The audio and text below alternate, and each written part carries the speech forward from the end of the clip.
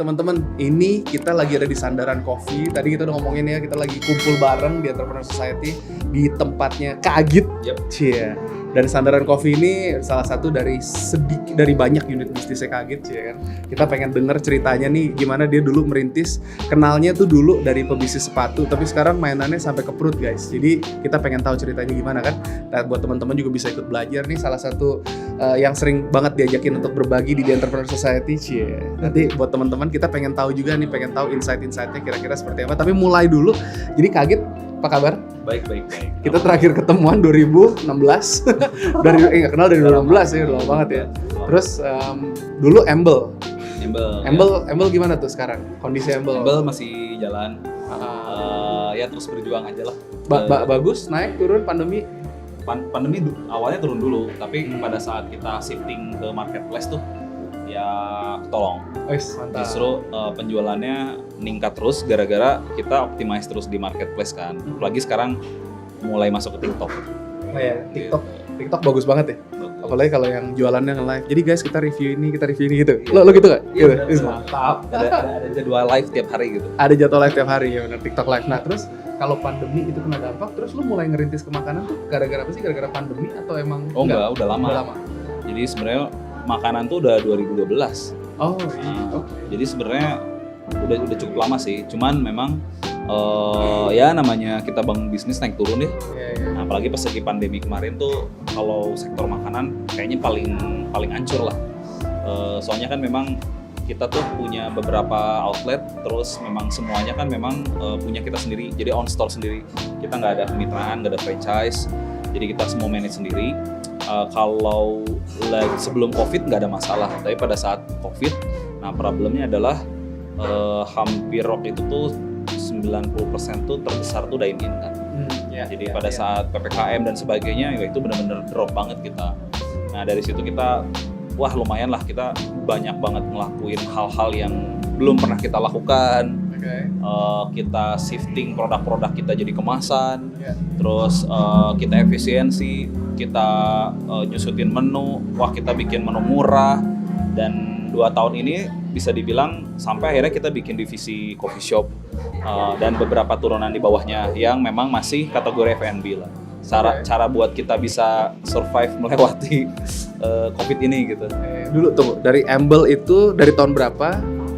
Embel 2009 ya. 2009. Terus F&B itu 2012. 2012 itu apa ya brand pertama? Sebenarnya pertama kali bikin kayak waffle gitulah. Tapi nggak lama, umurnya kayak cuman 4 bulan bangkrut. Oke. Terus udah gitu coba lagi bikin kayak apa ya, cemilan cakwe gitu, tapi memang gerobakan nggak lama juga sampai akhirnya bikin si mie Merapi ini. Jadi mie Merapi ini yang ternyata membawa banyak banget perubahan di hidup saya gitu. Banyak banget lah belajar dari sini tentang F&B, ketemu banyak orang juga gitu kan. Ya udah dari situ awalnya cuma dari ukuran 2 meter kali 1,5 kayaknya ya. Di daerah Taman Sari deket kampus Unisba. Nah di situ ternyata lumayan rame sampai akhirnya mantep untuk memutuskan bikin konsep restorannya. Nah kenapa itu nggak langsung restoran? Pertama kan meskipun udah pernah bisnis sepatu, tapi kan F&B sesuatu yang berbeda ya. Jadi masih belum tahu nih sebenarnya kalau F&B tuh cara main yang bener tuh kayak gimana, cara controllingnya gimana biar sustain kayak gimana. Makanya waktu itu mikirnya udahlah tes produk dulu, ikut-ikut event sampai akhirnya bikin tempat permanen, tapi ya itu ukurannya cuma 2 meter kali 1,5 meter itu. Sewanya murah, masih low risk lah, tapi orang udah bisa coba trial produk. Nah dari situ udah kelihatan, oh ternyata responnya oke. Kita benahin terus dari bulan ke bulannya, sampai akhirnya kita mantep bikin si satu tempat yang konsepnya restoran. Nah dari situlah titik si mie Merapi ini perkembangannya, growth-nya cepet banget gitu. Sampai akhirnya ya sekarang jadi ada beberapa outlet lah. Berapa, ayo boleh diceritain nggak? Total tuh sekitar 13 outlet. Bandung only atau? Bandung, Cimahi, Tangerang. Oke, mantap. Bandung, Cimahi, Tangerang. Oke. Itu yang fokus besarnya berarti di Mie Merapi. Sekarang jadi apa nih kalau fokusnya di yang paling gede itu Embel atau Mie Merapi sekarang? F&B sebenarnya. F&B-nya justru. Padahal Embelnya duluan ya. Embelnya duluan. Oke. Wah, oke, menarik. Dari Mie Merapi terus sudah ada pengembangan, kayaknya ada berapa brand termasuk ini tempat nih? Ya, jadi setelah Mie Merapi tuh kita bikin si coffee shop kan. Jadi coffee shop tuh ada 2 nih kita sekarang. Namanya Teduh dan Sandaran. Teduh dan Sandaran, oke. Tapi memang semuanya tuh masih on store kita lah. Nah, kayaknya mungkin di tahun ini kita mau coba bikin satu brand yang konsepnya lebih mikro. Terus memang mungkin dibikin bisnis modelnya untuk kemitraan. Jadi kita bisa bermitra dengan orang-orang yang memang tertarik untuk bisa mengembangkan usaha gitu ya. Bisa dijalanin sama employee ataupun memang yang pengen punya juga usaha. Nah, karena memang kita juga ada manufacturing food processing kan yang memang menyuplai si restoran-restoran kita. Akhirnya kita sekarang maximize untuk masuk ke sana. Ya mudah-mudahan lancar sih karena tahun ini mulai jalannya. Ya, amin. Kita ngelihat emang efek pandemi itu banyak banget. Nah, kalau buat dari Mas Agit nih ada pesan nggak buat teman-teman mungkin yang bisnisnya F&B, tapi kira-kira apa aja sih yang perlu diperhatikan pada saat lagi waktu baru ngerintis kan banyak sekolahnya tuh, belajarnya, kegagalannya apa, kira-kira ada nggak tips lah, mungkin berapa tips gitu kan yang bisa Mas Agit kasih buat teman-teman? Ya kalau F&B tuh sebenarnya kalau saya kan ngerasain ngebangun si brand sustain sampai 10 tahunan. Jadi sebenarnya kalau menurut saya sih F&B itu paling pertama adalah pikirin product fit dan market fitnya. Karena kalau ngomongin enak dan tidak enak tuh kan relatif ya.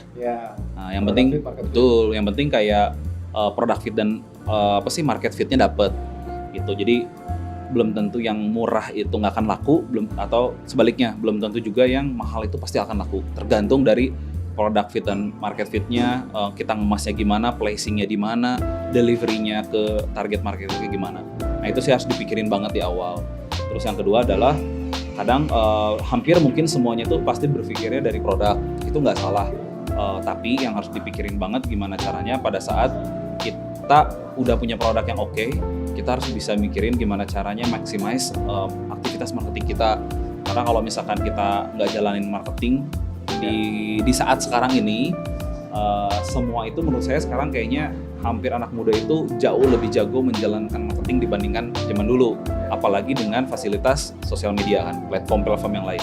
Tapi kadang suka lupa untuk maintain operasionalnya. Jadi saya punya prinsip marketing bring the customer, but operational bring back the customer. Ada repetisinya. Betul, repeat order. Nah itu yang benar-benar harus dipikirkan banget gitu, biar gimana caranya sustain. Ada nggak tips gila yang sudah dilakukan di Mie Merapi nih dari yang kedua tadi tuh, marketingnya sama ininya? Ada yang waktu itu sempat jadi gebrakan apa? Kalau misalkan kayak, jadi gini sih sebenarnya kalau dulu tuh Mie Merapi tuh viral banget di Bandung dan akhirnya bisa berkembang tuh gara-gara waktu itu tuh trennya udah mau mulai tren ramen. Nah tapi saya bikin ramen ala Indonesia yang dibikin keyword sendiri adalah mie kuah rempah. Ya biasa pakai level, terus udah gitu zaman dulu itu saya selalu gimana caranya. Jadi pada saat ASMR belum booming, itu kita udah mulai hampir semua konten yang naik di media, di food blogger tuh konsepnya tuh kayak ASMR. Intinya bikin gimana caranya orang yang ngeliat tuh ngiler, si indera perasanya tuh bermain gitu. Dan itu berhasil. Dari situ kita memang nerapin yang namanya QSR. Jadi gimana caranya bisa serving produk itu nggak lebih dari 3 menit, kayak gitu-gitu loh.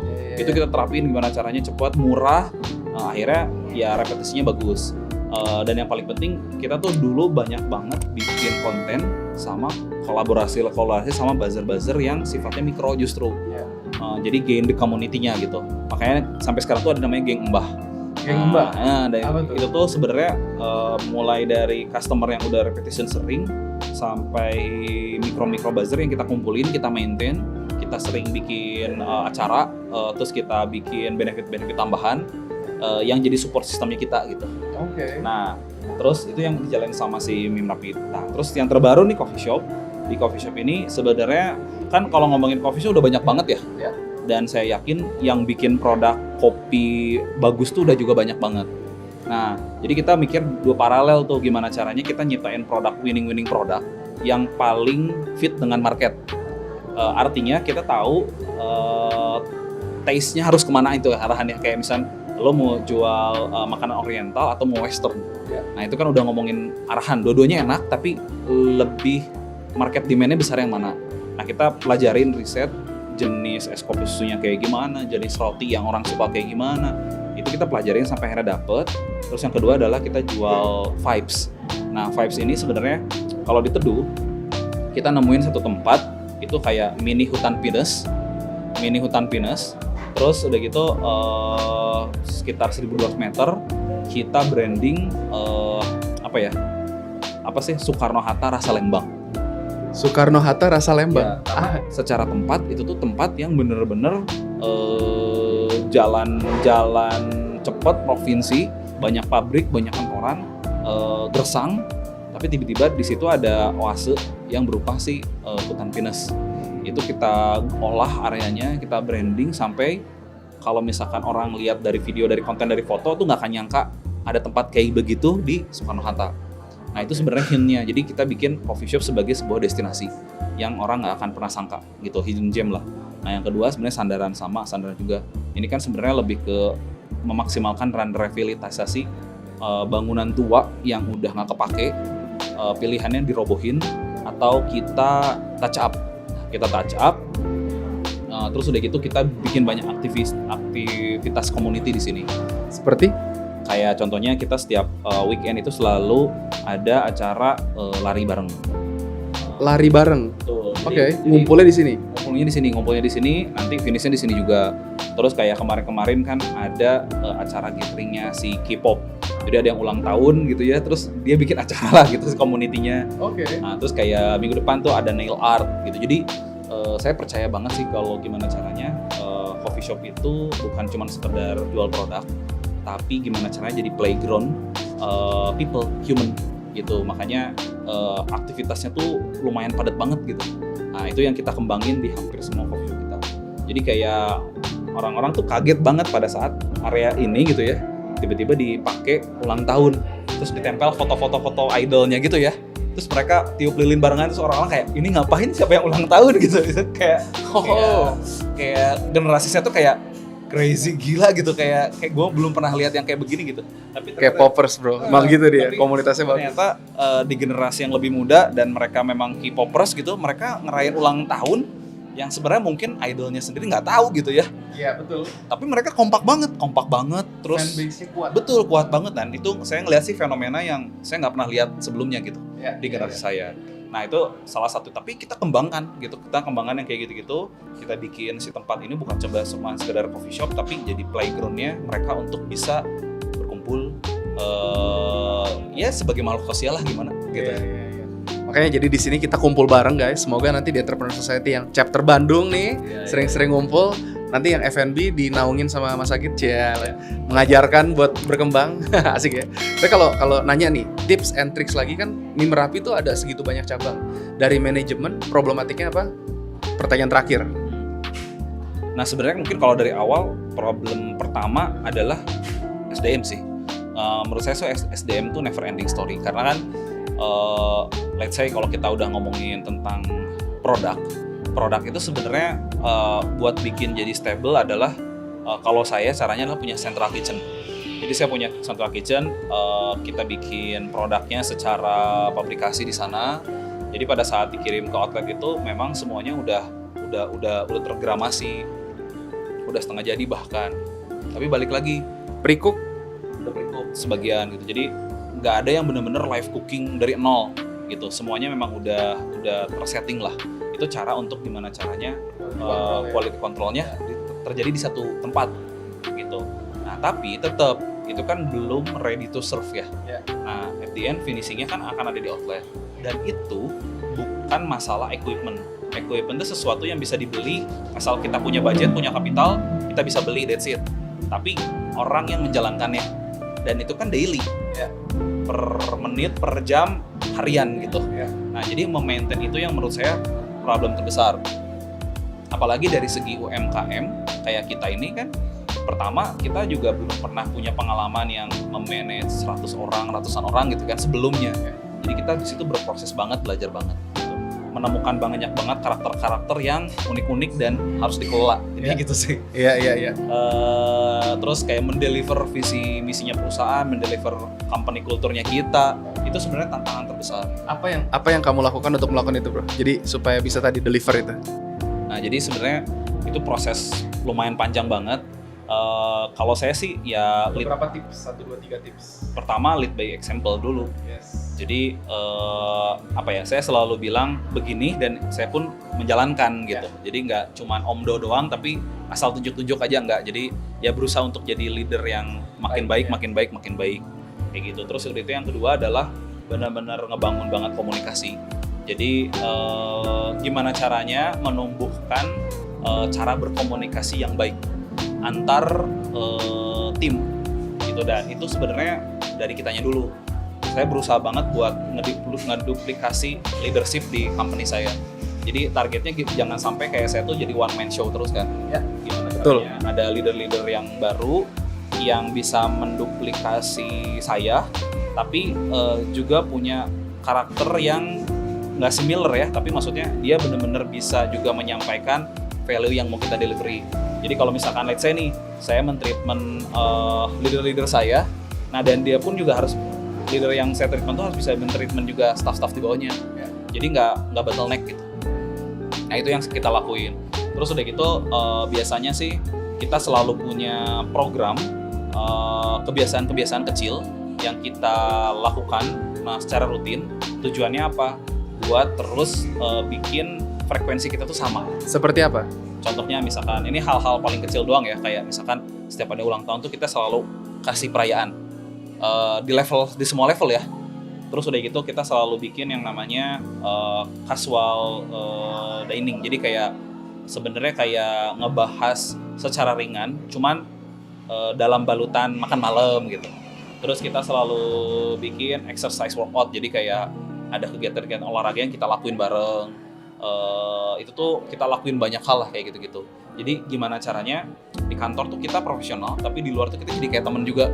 Yes, bagus banget. Itu sih karena apa? Orang-orang yang saya kelola itu kebanyakan masih muda kan. Jadi kayak mereka nggak, ya misalnya ngapain di treatment dengan anak aku gitu. Terus kayak di kantor saya itu nggak ada aturan harus pakai seragam. Jadi dibebaskan untuk ekspres dirinya sendiri, tetapi harus sopan. Maksudnya sopan tuh jadi ya harus tetap menghargai yang lain lah. Tapi intinya lo bebas mau pakai apa. Even lo mau cat rambut tuh silahkan gitu. Tapi lo tahu tanggung jawab lo dan kewajiban lo di sini apa. Jadi kayak asal itu lo bisa kerjain dengan baik, lo bisa jaga attitude, lo mau cat rambut juga nggak masalah. Nah, mantap. Kalau di saya sih lebih ke gitu, karena keren. Anak muda gitu. Sepatu harus embel. Sepatu harus embel. Oke, thank you banget bro udah sharing sama kita. Nanti teman-teman bisa ngeliat sandaran tuh kayak apa di video ini, kita akan ceritakan juga. Tapi ini emang tempatnya unik banget. Jadi rumah tua yang dia bobok-bobok aja, tapi jadi. Makanya kalau kita hidden gem, terus kita bisa ngeliat emang pengusaha itu yang bisa mengubah kotoran jadi emas ya. Dan ini salah satunya adalah Mas Agit. Nanti kapan-kapan kita undang untuk benar-benar ngajar, berbagi ilmunya di Entrepreneur Society ya. Thank you banget bro. Dan semoga nanti teman-teman bisa datang kalau ke Bandung, mampir ke Sandaran atau ke Teduh Kopi. Dan ada satu brand lagi, Si Mantap ya. Ya, nah itu tuh sebenarnya sister brandnya dari Mie Merapi. Oke. Gitu. Jadi dia sebenarnya sistem gerobakannya. Nah sekarang tuh kita tappingin sama coffee shop kita semua. Sebelum nantinya mungkin dilepas akan juga punya on store sendiri. Yes, mantap. Oke deh kalau gitu. Oke, sebagai penutup nih bro, kita kalau misalkan biasa di Entrepreneur Society kan, kalau ngomong di Entrepreneur Society, ikrar pengusaha nih, go bold and beyond gitu ya. Okay. Boleh ya? Kita sama-sama ya. Oke. Di Entrepreneur Society, go bold and beyond. Mantap. Semangat terus teman-teman. Bersinarlah dengan cahayamu sendiri. Ketika kita menyadari bahwa waktu kita di dunia ini sangatlah terbatas, maka kita juga bisa menghargai setiap momen yang kita lalui di dalam hidup. Terkadang kita masih terikat oleh rantai yang tidak terlihat. Dari membandingkan diri dengan orang lain, sampai berusaha untuk diterima oleh standar masyarakat. Kebebasan dan kemerdekaan di dalam hidup yang sesungguhnya adalah ketika kita tidak lagi dihantui oleh pandangan orang lain. Ketika kita bisa terbebas dari persepsi publik untuk hanyalah menjadi sebuah batasan standar, akan tetapi bisa bersinar, melakukan pencapaian sesuai dengan talenta yang sudah diberikan Tuhan. Bersinarlah yang terang, wahai sahabat, bersinarlah dengan cahayamu sendiri.